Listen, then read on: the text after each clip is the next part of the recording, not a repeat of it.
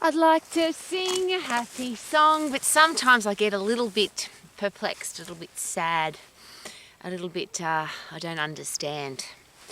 As an exercise professional, as a personal exercise coach all of my life, and now as the owner of a international fitness business college, I'm bombarded every day with information about how to be healthy, fit and strong, and I have been all of my life. It's been my driving force to find out the quickest, safest, most effective way to get healthy, fit and strong, because we live in a world where our kids, our little kids, what's their future? Old people's diseases have become young people's diseases, and we have teenagers and younger with coronary heart disease, type 2 diabetes, cardiovascular disease, osteoporosis, depression, anxiety. What is their future? So we have adults who are very unhealthy and out of shape, but at least they had a childhood where they were active. They played sport at school, or they had PE at school, or they were just active kids. But now we're living in a world where there's a lot of our kids, and it's more than 50%, which has made it normal. If you look around and half of the people are sick, or half of the people are depressed, or half of the people are overweight, it becomes really normal. Now, as adults, we get to live exactly the way we want to. And if we want to be miserable and grumpy and overweight and sick and smoke and drink and take drugs and not look after our body, that's perfectly okay, because adults can do whatever they want.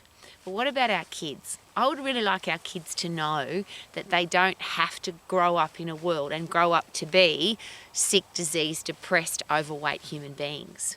So as adults, what are we going to do about it? I've been out in my garden today, and I'm contemplating how to get the message across. And I've been trying all different ways all of my life, and I use the word try very carefully, because for me, try means it can't be done. There's that great quote by Yoda from Star Wars: there is no try, just do. But every single day of my life since I was 13 years of age, and I started exercising when I was 10, and here's an interesting thing. I share this story often. My brother's girlfriend said to me when I was 10, "You're fat." And it wasn't derogatory, and it wasn't nasty, and it wasn't fat shaming. She was telling me the truth. I was a 10-year-old kid who was eating too much food. My father was a great cook, and it wasn't that I wasn't active. I was really active. I was just eating too much food. So the very next day I started exercising at 10 years of age, and I haven't missed a day of exercise since I was 10. People think that's a bit weird or a bit fanatical or a bit, what's wrong with you, Rowie? Well, I haven't missed a day of brushing my teeth or having a shower or breathing air or eating food either. I've lived my life where exercise, moving my body, being active has been a normal part of my everyday life, every day since the age of 10.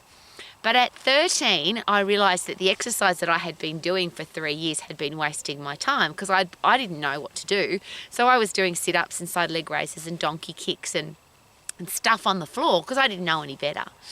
And at 13, I did a group exercise class to music, got puffed, got adrenaline pumping, got epinephrine pumping, felt fantastic. My endorphins were blowing my head out, my brains out of my ears. How's that for a visual? I just loved it.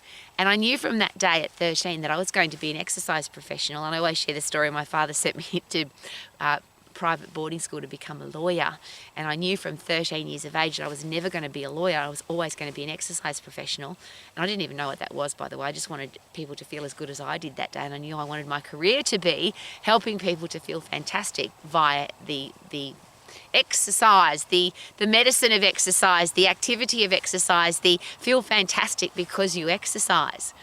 And yet here I am today, sad, because we live in a world where side leg raises and donkey kicks and sit-ups and crunches, nothing's changed. People are still doing those silly exercises. The human race, just, as humans, we don't operate on the floor. We're not lizards, we're not snakes, we don't crawl, we don't kneel, we shouldn't even sit. I can never understand why we sit.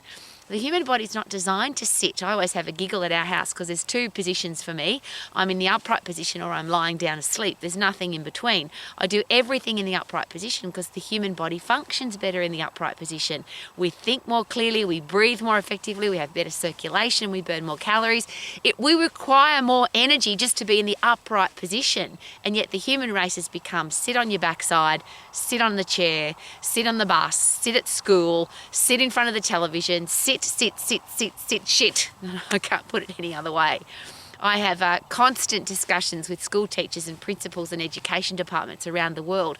Why are our kids sitting down in a classroom? Why do we put our kids in a position where their biggest muscles, the biggest engine of their body, the fastest metabolism, the biggest muscles are in our legs, and yet we take them out completely when we sit down? So our kids, we're trying to get them to learn and to think for themselves and to be resilient and to be strong and to be healthy, and then we sit them on their ass, and I just don't get that. So probably what I'm doing today, and I always share with you, this is my begging position. I can't change what adults do. But if you are an exercise professional, if you're a coach, if you're a teacher, if you're a parent, and you want our kids to grow up in a world where being healthy, fit and strong is actually normal, not abnormal anymore. See, somebody like me who's exercised every day of my life, that's considered abnormal, freakish, weird. And yet we teach our kids to brush their teeth every day and to bathe every day and to wear clothes every day. And we'd like them to read and write and learn, but wouldn't they read and write and learn better if they were fit and strong?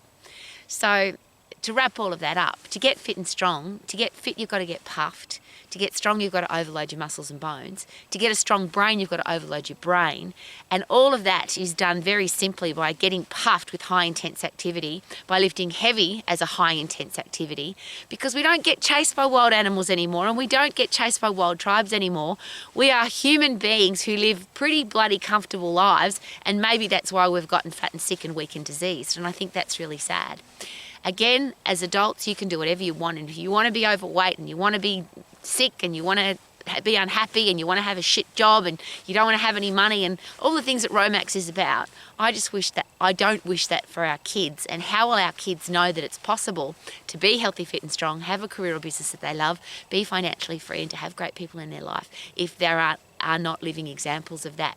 So please, if our future adults are important to you, if the future of our world is important to you, here's the starting point. Wouldn't it be great for all adults to learn their anatomy and physiology and then teach our kids their anatomy and physiology? How does my body work? What's it made up of? How can I keep it healthy, fit and strong for the rest of my life? Because if I'm fit and strong and I love to rattle them off, is it possible that I'll have a better self-esteem and better self-confidence? I'll have a healthy brain, so less chance of depression, anxiety, Alzheimer's, dementia, the horrible brain diseases.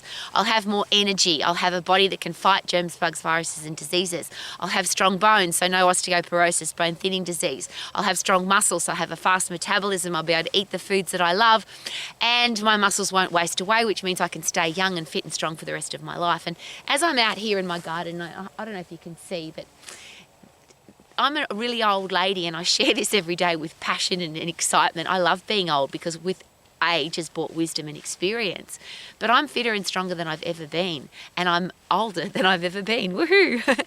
I can literally dig and rake and pick and move wheelbarrows full of rocks and sand all day long, and I don't get tired. And I love being able to share that because it proves that it's possible to stay young and strong for long. And I want our kids to know that too. When you're 20, pretty cool to be fit and strong, and pretty bloody easy it should be. It should be normal to be fit and strong when you're 20. But when you're 60, 70, 80, and I've experienced with great pleasure 80-year-olds. My next door neighbour who lives over there, he's 81 years of age and he still runs his farm by himself. All his cows, his sheep, everything. He does everything on his farm by himself. He looks better than most 20-year-old blokes. He's in great shape. He loves his life. I deal with every day people who are fit and strong and healthy, and they're over 50, over 60, over 70, over 80, so I know that it's possible. The reverse of that, I deal every day with kids who are 15, 16, 17, and they're already depressed and overweight and anxious and hate their life, and they think their life is miserable. And I just don't want that for our future adults. How about you? So how about let's get into great shape, let's get healthy, fit and strong and stay that way for the rest of our life, so the rest of our life is pretty bloody awesome. Because look at this, wouldn't you love to be able to enjoy this every day? Super duper doo! How are you? I hope you're amazing like I am and not sad. And I'm sad because I'd love the world to be healthy, fit and strong, and it just isn't. How are we going to make it happen? Woohoo!